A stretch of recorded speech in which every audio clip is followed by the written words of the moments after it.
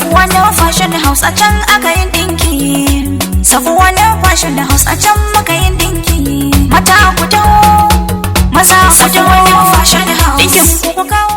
Lalle ketowar alfijir alama ce da ke nuna cewa an samu canji daga duhu zuwa haske. Manufa gari ya waye, saurari carar zakara. Shakka babu, Safwan Fashion House sun zarce tsara. Ina samari da 'yan mata 'yan zamani ga wani sabon gidan ɗinki na zamani. Ina ma abota sanya ɗinke-ɗinken mu na cikin gida daga telolin mu na cikin gida. To yau ƙaryar yawa ta ƙare. Domin a kamfanin mu na Safwan Fashion House muna da teloli masu ƙwazo, ga hazaƙa, jajirtattu, kana kuma basa yawa. Daɗin daɗawa, ladabi da biyayya ɗabi'ar su ce. A kamfanin Safwan Fashion House muna ɗinkuna na maza da na mata. Muna sayar da ɗinkakkun kaya daga buhu sai tukunya, ma'ana ready made a turanci. Duk dai a Safwan Fashion House muna sayar da takalma na maza da na mata. Kana muna sayar da jakakkuna, sarƙoƙi, jallabiyoyi da ɗinkakkun dogayen riguna na amare wadda muke musu lakabi da amaryar gata. Kai dai ziyarci Safwan Fashion House a shaguna masu namba 11-12 da ke gidan man Shema,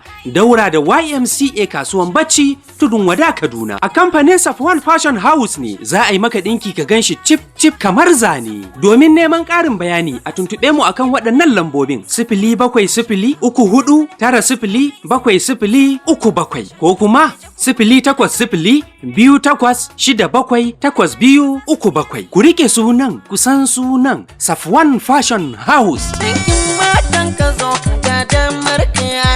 Ɗinki na maza kan jiki hasken ka, gari dimen ko ka kawo a ɗinka, in ka kawo a ganka ai maka barka.